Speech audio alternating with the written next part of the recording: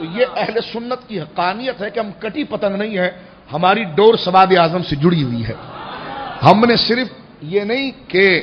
دین کو ہم نے نہیں بدلا، امام احمد رضا نے وہی دین مرتب کیا ہے جو صدیوں سے ہمارے بزرگوں کی کتابوں میں آیا ہے، اور بزرگوں کی کتابوں میں وہی دین آیا ہے جو تابعین نے بیان کیا تھا، اور تابعین کی کتابوں میں وہی دین آیا ہے جو صحابہ نے بیان کیا تھا، اور صحابہ نے وہی دین بیان کیا ہے جس کو لے کر جناب محمد رسول اللہ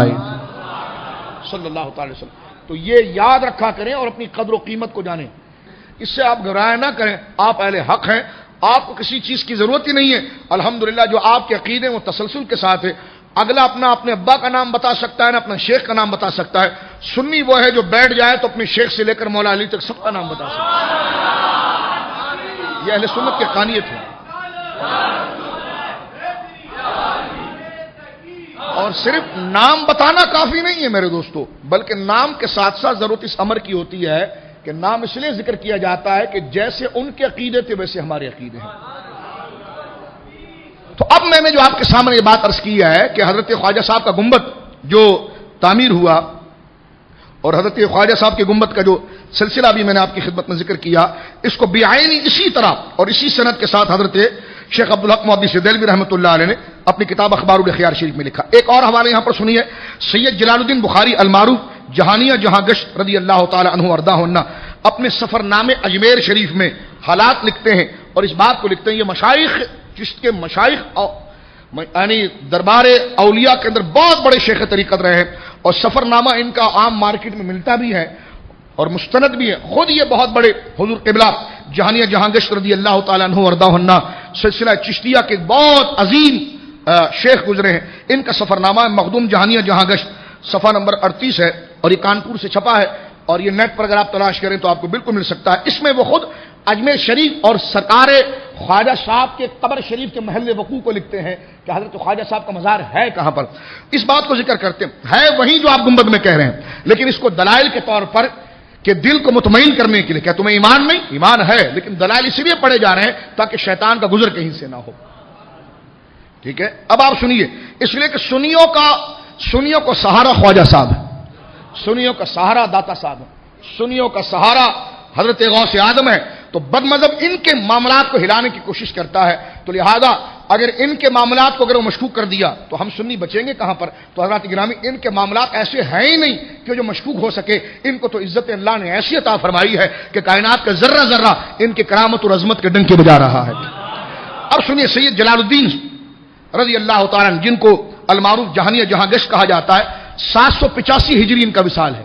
785 ہجری ان کا وصال ہے، اور حضرت خواجہ صاحب کا وصال ہے 633 ہجری،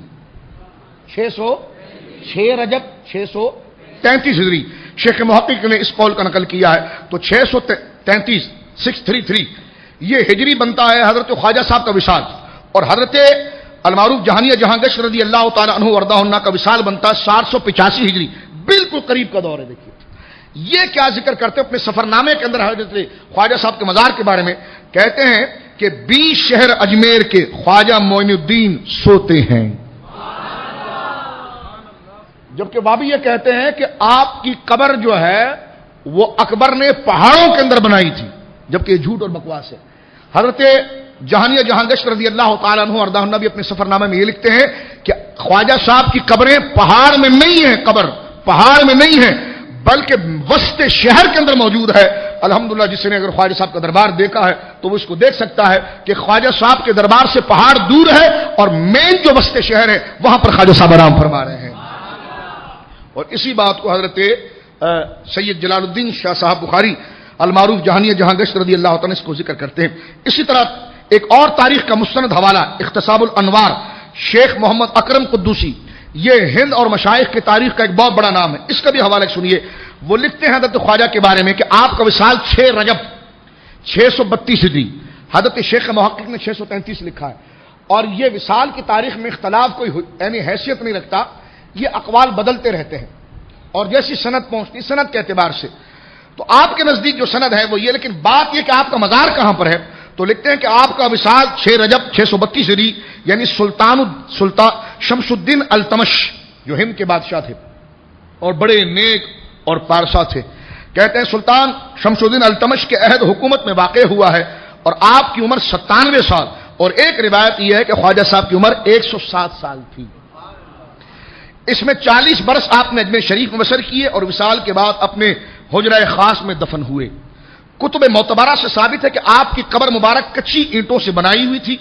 بعد میں سنگ مرمر کے صندوق اس قبر پر بنائی گئی، اور فرماتے ہیں کہ اور پہلی قبر کو بھی بحال رکھا گیا، یعنی اندر اصل قبر شریف تھی اور اس کے اوپر صندوق جو بنا ہے، تعویذ جس کو کہا جاتا ہے قبر شریف کا،